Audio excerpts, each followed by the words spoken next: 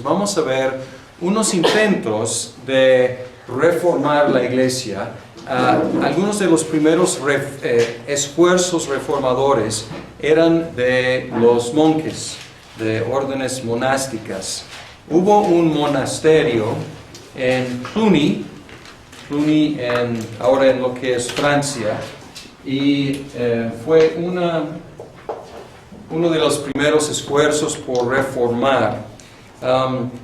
Enfatizaban mucho la contemplación, la meditación, querían ya no ser mundanos, querían ser muy espirituales, pero cayeron en problemas, querían intentar primero el monacato y luego toda la iglesia, pero hicieron algunas cosas que los monjes anteriormente no habían hecho. Ellos abandonaron la labor manual, porque querían dedicarse exclusivamente a la meditación y las cosas espirituales, que suena bien, pero el resultado eventualmente fue malo, porque la orden empezó a enriquecerse mucho y pues no ensuciándose con labor manual, empezó a pues caer en comodismo y decaimiento espiritual.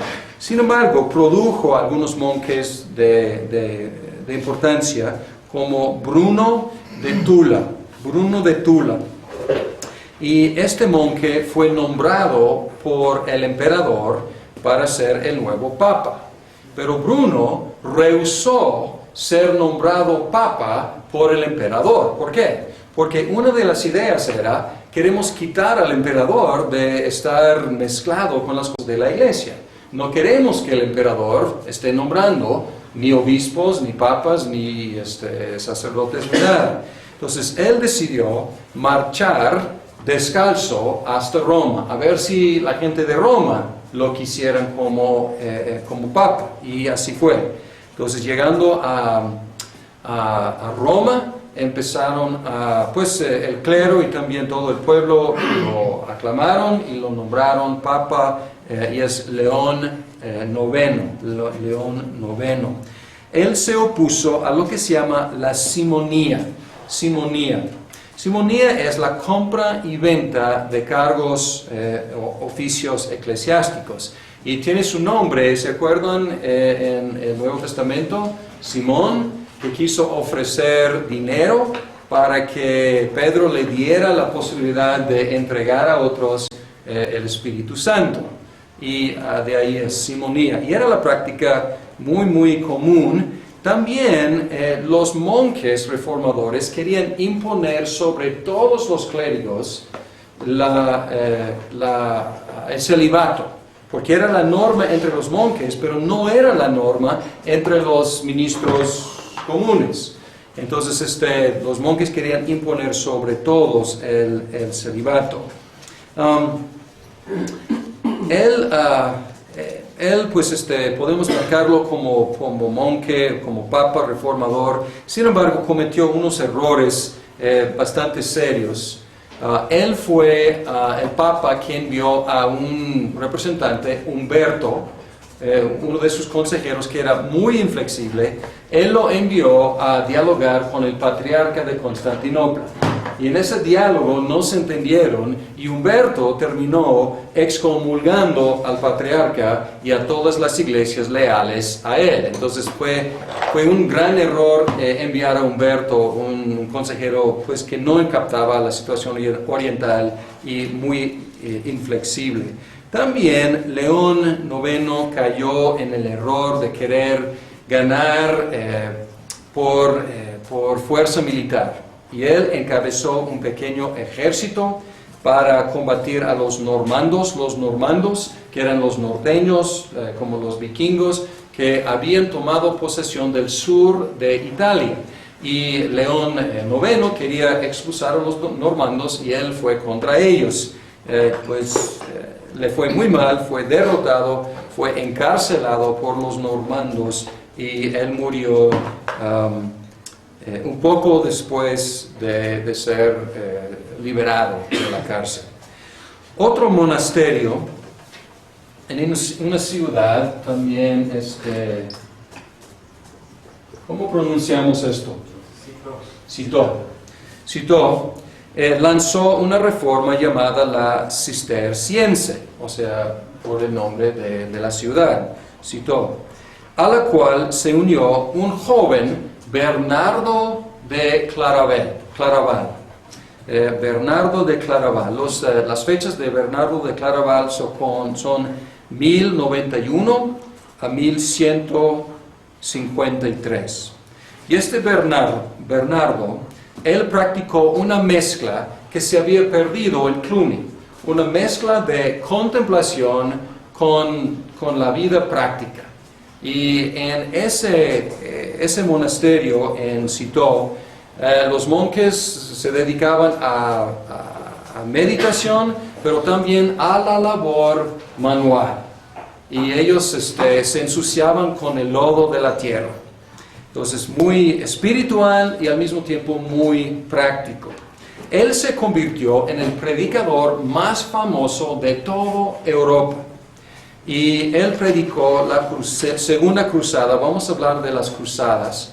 Pero él predicó la segunda cruzada y promovió la autoridad mundial y espiritual del Papa. O sea, que el Papa tiene autoridad mundial y el Papa tiene autoridad en la Iglesia y también autoridad terrenal. Como resultado, y él era un apoyador del Papa. Y como resultado, los papas empezaron a usar con más frecuencia el título vicario de Cristo. Bernardo también escribió muchos himnos, algunos de los cuales cantamos hasta la fecha. En la Semana Santa muchas veces cantamos Cabeza ensangrentada, pues gracias a Bernardo de Claraval. Pero estos son dos movimientos de Cluny y de Citeaux que intentaron reformar la Iglesia. Ahora vamos a enfocarnos en el papado. Y vamos a como ver el papado desde 1073 hasta 1453. Entonces rápidamente vamos a abarcar como 4 siglos del papado y ver algunos puntos altos y otros puntos bastante lamentables. Pueden recordar que el papado había caído en un caos y un decaimiento espantoso ahí más o menos por el año 1000. Y en el año 1073, el monje Hildebrando, con H, Hildebrando, fue uno de los consejeros de varios papas. Y él fue electo papa. Y su nombre que escogió fue Gregorio VII. Pero muchas veces él se llama no por Gregorio, muchas veces es el único papa que quedó con su nombre, que es Hildebrando. Él tenía sueños de retomar el Oriente y España por fuerza militar. Pues él quería levantar ejércitos para retomar el Oriente, como anticipando la idea de las cruzadas y también para expulsar a los musulmanes de España. No prosperaron, no se realizaron esos sueños militares. Entonces él se enfocó en reformar espiritualmente la Iglesia romana en lo que es Europa. Él reformó las morales del clero y pues otra vez él prohibió el matrimonio del clero, no solamente de los monjes, sino de todo el clero. Y también la simonía, o sea, las mismas batallas que Bruno había, o León IX había batallado. Pero muchos no obedecían sus mandatos. Entonces, él no tenía autoridad o fuerza para imponer su voluntad sobre todos los obispos de Europa. Entonces, muchos no obedecían sus mandatos. Él también cambió el sistema de elegir al Papa. Antes había sido un voto popular en Italia, pero así las familias más fuertes de Roma controlaban el papado. Y él quería liberar el papado del control de las familias aristocráticas de Roma. Entonces, para él debían ser elegidos por un colegio de cardenales. Él luchó muchísimo para liberar la iglesia del control del Estado y obtener el derecho para que la iglesia eligiera a sus propios obispos, porque era común, era la práctica común que los reyes, los príncipes, los emperadores nombraban a los obispos. Y tenemos que entender que era importante para los príncipes poderlo hacer. ¿Por qué? Estamos en una situación feudal, y el feudalismo no había mucho movimiento social. Era difícil que alguien ascendiera económicamente o socialmente. La iglesia era diferente. Un monje común, corriente, humilde como Hildebrando podría llegar al papado. Y los príncipes y los reyes se aprovecharon de esta movilidad social para como poner un contrapeso contra los nobles. Porque los nobles, ellos obviamente protegían su estatus social, pero ellos podrían utilizar su nombramiento de obispos y de otros clérigos para poner un contrapeso. Entonces era muy importante para los príncipes y los reyes poder nombrar a los ministros y los obispos. Pero obviamente no le convenía a la iglesia. Era como un peón o un juego para los príncipes y los reyes. Él afirmó varias cosas que él tenía dificultad en llevar a cabo, pero pueden escuchar aquí las pretensiones tan altas de Hildebrando. Afirmó que el obispo de Roma era el único obispo universal. Entonces esta contienda con otras sedes pues sigue, pero él ya está diciendo otra vez, el único obispo universal es el de Roma. Que el obispo de Roma tiene autoridad de poner y deponer obispos que le pertenecía el imperio. O sea, es una pretensión bastante elevada, ¿no? Que le pertenecía a él el imperio. O sea, después de todo, ¿quién ungió a Carlomagno? Pues el Papa. Entonces la idea era que pues el imperio es nuestro y por lo tanto el Papa podría deponer a los emperadores. La iglesia romana, él afirmó, nunca había errado ni podía errar. Y el Papa podía anular los votos de lealtad de los vasallos para con sus señores. Entonces era para pues si un vasallo, un príncipe quería rebelarse contra el emperador, él podía decir, está bien, o sea, ya no, estos votos que tú juraste, no hay problema, yo te libero de esos votos, adelante contra el emperador. Y también él declaró que todos los papas son por naturaleza y por su posición son santos. Entonces, unas pretensiones bastante elevadas, no son nuevas, pero él está tratando de cómo imponer todo este paquete. Hubo muchísimo conflicto acerca de esta cuestión del nombramiento de los obispos entre Gregorio o Hildebrando y el emperador Enrique IV. Es fascinante la historia de Enrique IV y Gregorio y la contienda entre ellos. Y a veces tenía más poder Gregorio o Hildebrando y a veces tenía más poder el emperador.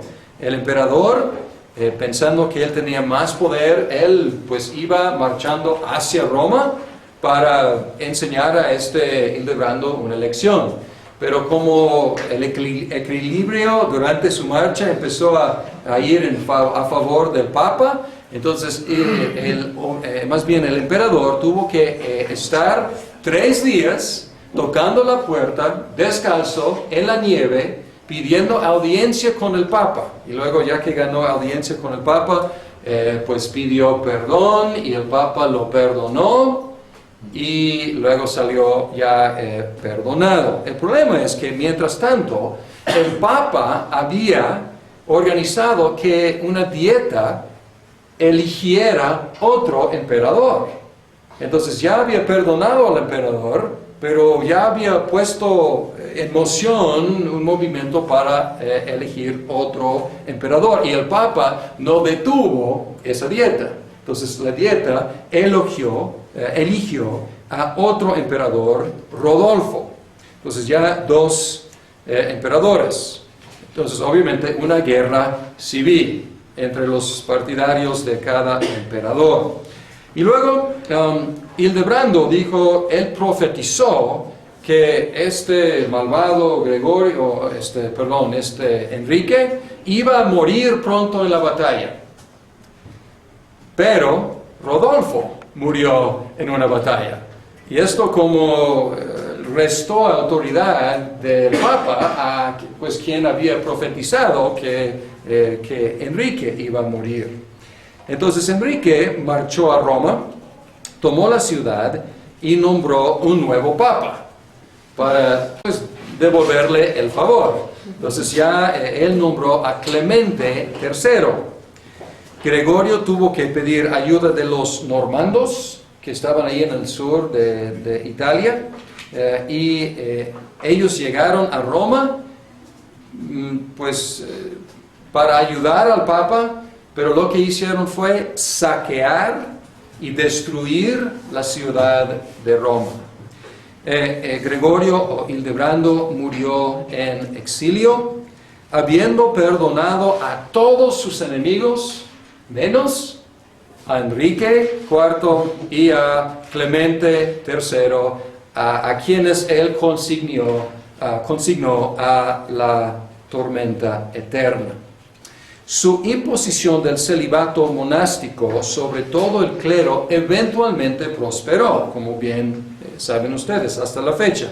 Pero podemos ver aquí que fue una imposición como a la mitad del camino. Estamos por el año 2000 ahora, entonces está más o menos por el año 1000. Entonces no era la norma, aunque era la práctica en muchas partes, pero no era la norma en la iglesia y hasta la fecha en el Oriente no es la norma. Tuvo algunos resultados muy lamentables, porque había matrimonios legítimos entre sacerdotes y mujeres, y el matrimonio era completamente legítimo. Ellos tenían hijos legítimos de esas uniones, pero ya que prosperó este mandato o esta restricción, tuvieron que destituir a sus esposas legítimas. Y ellas tuvieron que salir pues vistas como si fueran o hubieran sido concubinas o hasta prostitutas. Entonces, pobrecitas, porque ellas no habían hecho nada mal. Y pues hasta la fecha, pues bien saben ustedes que esta prohibición ha causado muchos problemas en la iglesia romana. Entonces, este es el famoso Hildebrando.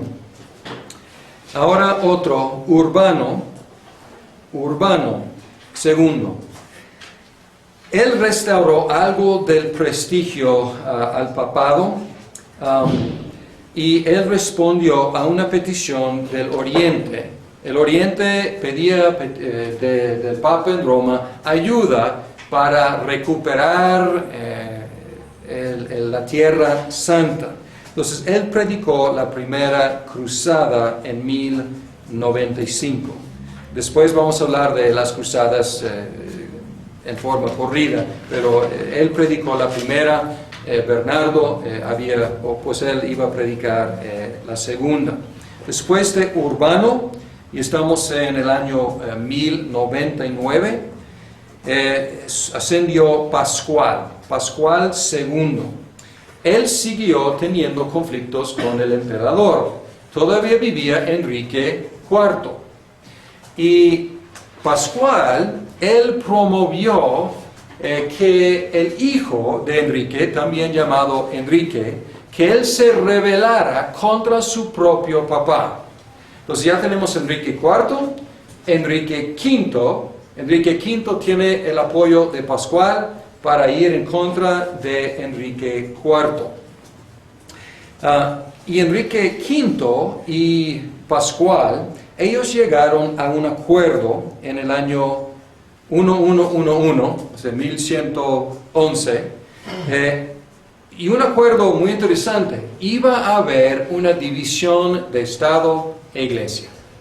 Y la idea era que la iglesia tenía que entregar todos sus bienes, sus propiedades terrenales que había conseguido desde Carlomagno. Pero a cambio, el emperador y los príncipes ya no se iban a meter en la iglesia para nombrar a los obispos. No prosperó, pues los dos lados eran intransigentes, y el pueblo de Roma no aceptó. Entonces el pueblo de Roma iban a confirmar este acuerdo y el Papa iba a coronar al emperador, pero el pueblo de Roma se rebeló porque obviamente ellos iban a perder mucha autoridad y mucho poder terrenal, los aristocráticos de Roma.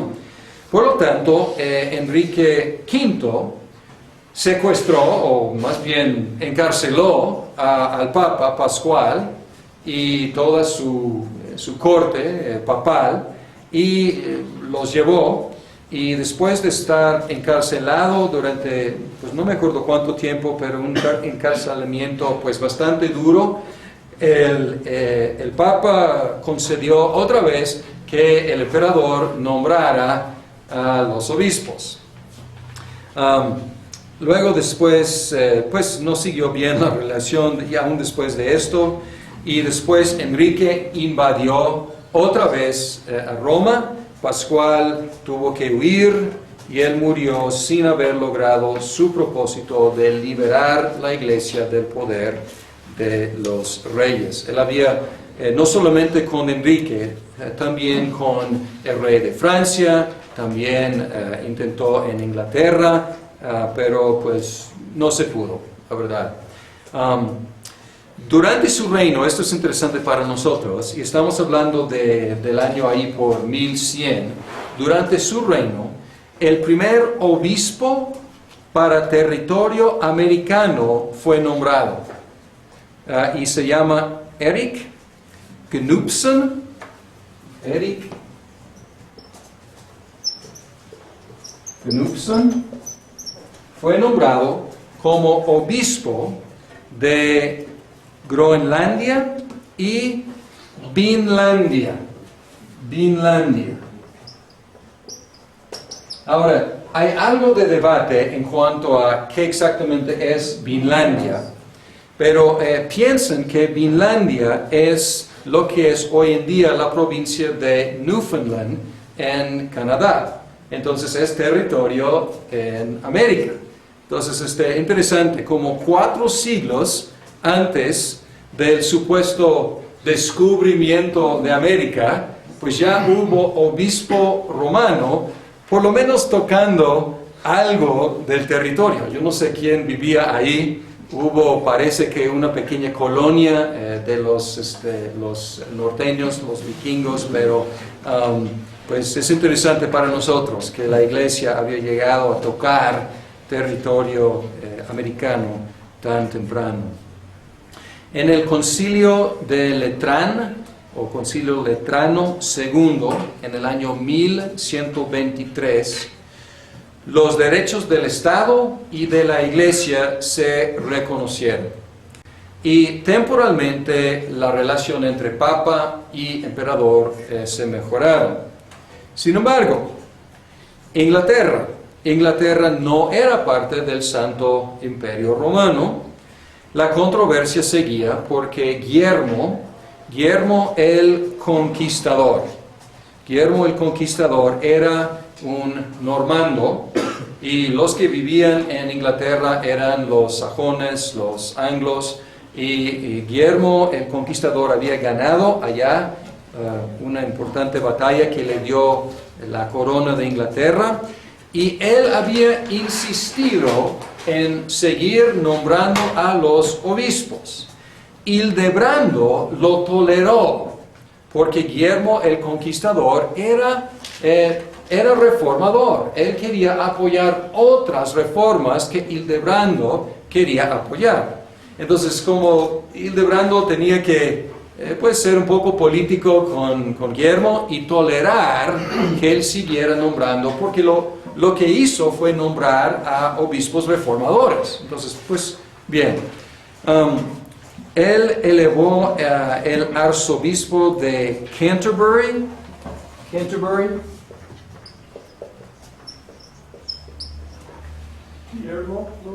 Guillermo el Conquistador elevó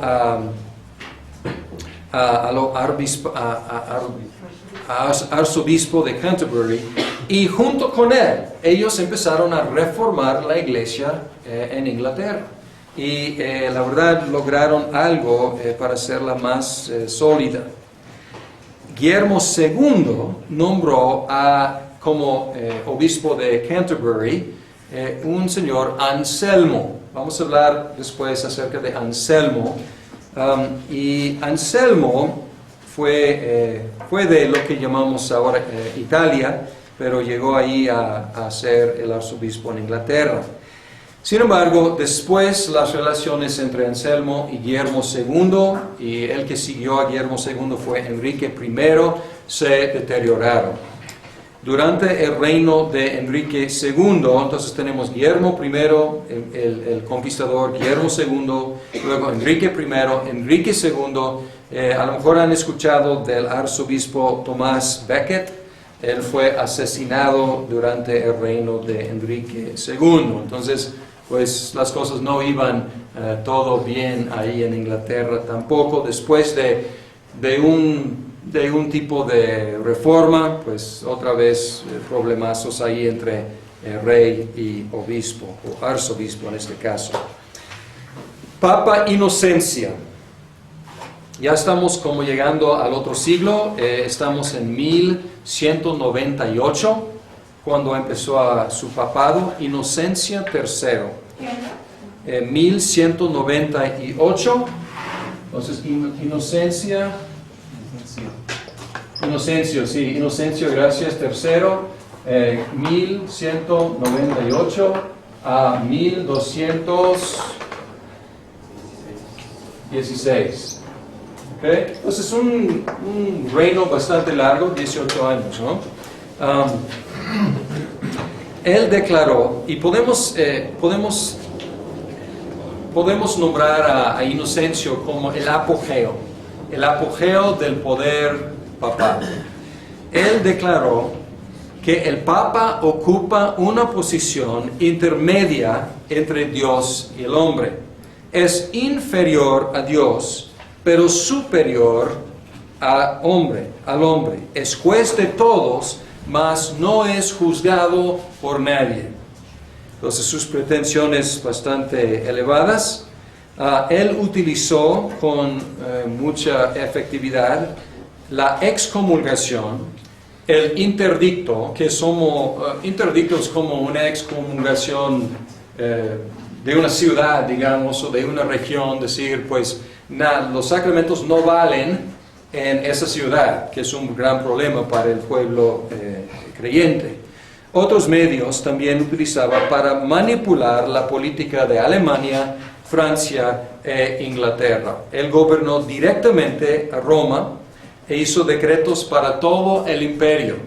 Pues ahora podemos ver en este balance, pues a veces el emperador más fuerte y a veces el papa. Por ahora con Inocencio, pues el papa tenía la ventaja. Él utilizó la fuerza militar para exterminar a los que consideraban herejes. Y vamos a ver que algunos de los herejes eran reformadores, pero fuera del visto bueno de la iglesia. Hubo un grupo de albigenses, vamos a hablar de ellos creo que en 8 días, porque eran como proto-reformadores. Él los exterminó básicamente en el sur de Francia con fuerza militar. Él convocó el concilio de Letrán cuarto en el año 1215, que trataba de abarcar toda la vida de la iglesia, requiriendo la confesión y la comunión anual. ¿Les suena? Pues todavía es la norma en la iglesia romana. Y usando la palabra transubstanciación por primera vez en un documento oficial. Entonces, había sido la práctica, había sido la idea, pero ahora llegó a ser la doctrina oficial. Promovió la Cuarta Cruzada, la cual capturaron, como no prosperaron en la Tierra Santa, de regreso atacaron la ciudad de Constantinopla. Entonces, piénsenlo, o sea, Constantinopla había pedido ayuda de los papas que les ayudaran a recuperar la Tierra Santa. Llegaron a la Tierra Santa, no prosperaron, de regreso decidieron tomar la ciudad de Constantinopla. Y lo que hicieron ahí, esto fue en el año 1204, ellos impusieron sobre Constantinopla el imperio occidental y la iglesia latina sobre la sede de la iglesia oriental. Obviamente esto no cayó nada bien con los cristianos orientales. Esto duró hasta el año 1261. Entonces, 1204 a 1261, el occidente controló la sede del oriente.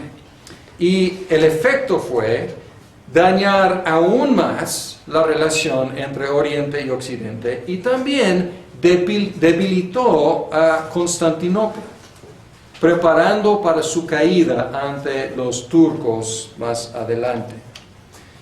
El poder, la centralización, la opulencia de la iglesia romana bajo Inocencio, todo esto provocó algunas reacciones como proto-reformadores que anticipaban la reforma protestante en el siglo XVI.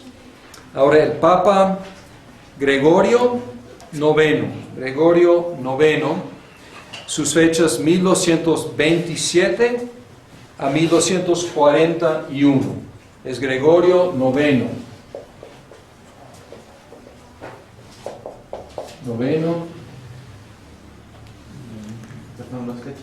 1227 a 1241. Él estableció la Inquisición, porque en esa época había grupos que querían reformar la iglesia. Algunos de los grupos con ideas pues que la iglesia decidió que eran peligrosas, que eran heterodoxas, y él quería pues exterminar a estas herejías, y la idea era restaurar, al principio la idea era restaurar a los herejes a la comunión con la iglesia madre. Pero pues esta Inquisición cayó en muchos abusos y muchos murieron a causa de ella. El papado de Bonifacio VIII, estamos brincando algunos, o sea, no estamos mencionando toda la lista, pueden ir al internet y consultar toda la lista, estamos buscando los más destacados. Bonifacio VIII, 1294.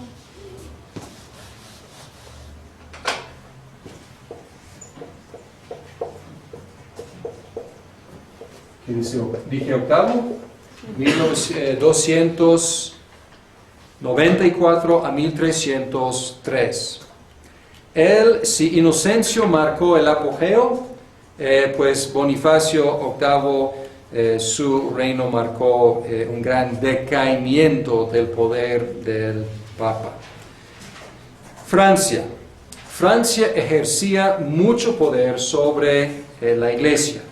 Y el rey Felipe de Francia encarceló brevemente a Bonifacio en el año 1303, el último año de su reino.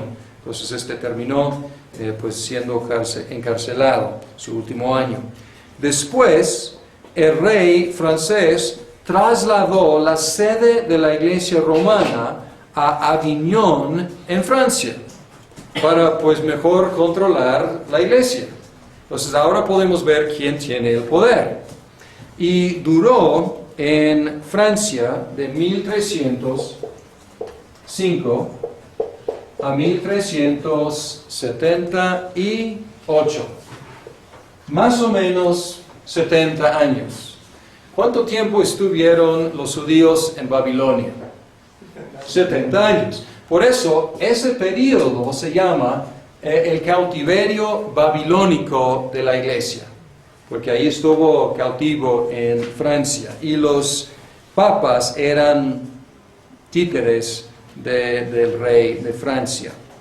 Gregorio XI, él volvió a Roma en el año 1378 y él murió poco después.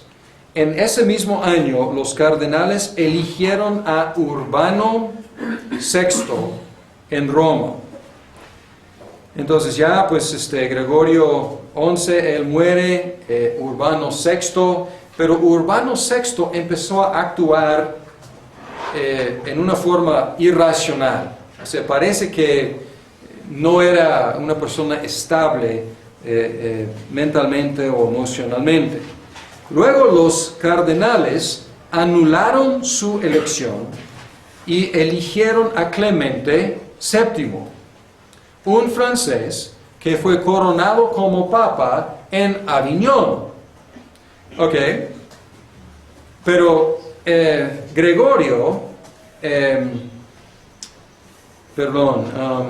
Urbano, entonces tenemos Urbano VI en Roma y luego Clemente VII. Entonces Urbano VI y Clemente VII. Bien. Ok, él está en Roma actuando raro y Clemente está en Aviñón. Pues él no se jubiló, o sea, no se retiró, entonces ya tenemos dos papas. Y los dos se excomulgaron mutuamente. Entonces ya dos papas y dos papas excomulgados. Luego, los cardenales... los dos murieron. Perfecto, ok. No hay papa. Los cardenales romanos eligieron a Bonifacio IX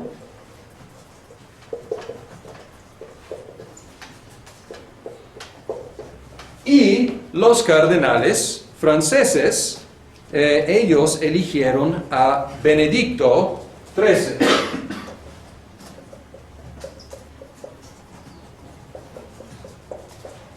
Siguen con dos papas. Ok, ahora estamos en el año 1409. Los cardenales franceses y romanos dicen, esto no está bien. Vamos a reunirnos, vamos a hacer un concilio y vamos a decidir este asunto. Entonces, en 1409 convocaron el concilio de Pisa.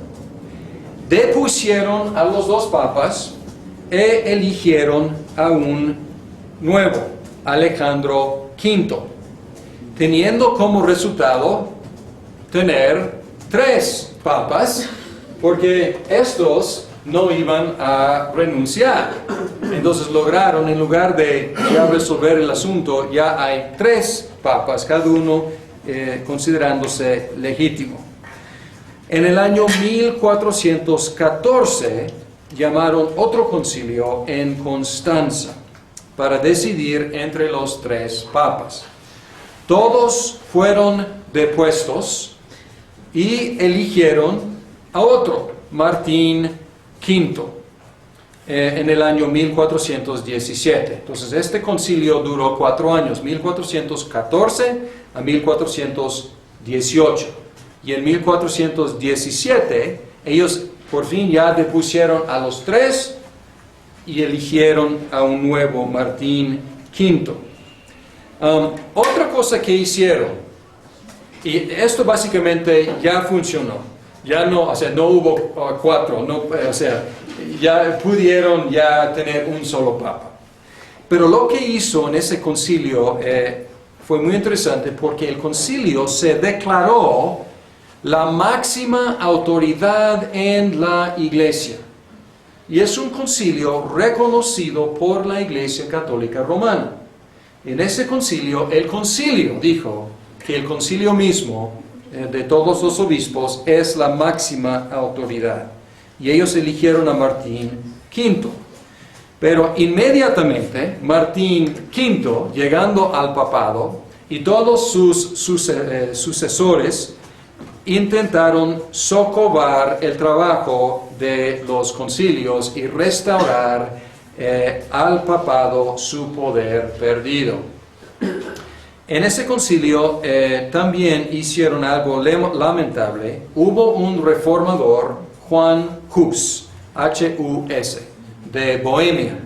Y Juan Hus, por todo un siglo, anticipaba la reforma protestante. Y él predicaba muchas cosas que Martín Lutero iba a descubrir un siglo después. Y ellos prometieron a Juan Hus salvoconducto. El emperador le prometió salvoconducto. Llegando allá al concilio, lo condenaron y lo quemaron vivo. Y el emperador razonó diciendo, no hay que quedar con lo dicho con un hereje. O sea, no tienes que ser fiel con un hereje porque ya es un hereje y lo quemaron. La resistencia de los papas a los concilios y la resistencia de los papas y los concilios a los reformadores que querían hacer una reforma bíblica, efectivamente detuvieron el impulso reformador de la Iglesia y preparó el camino para lo que es, un siglo después, la reforma protestante.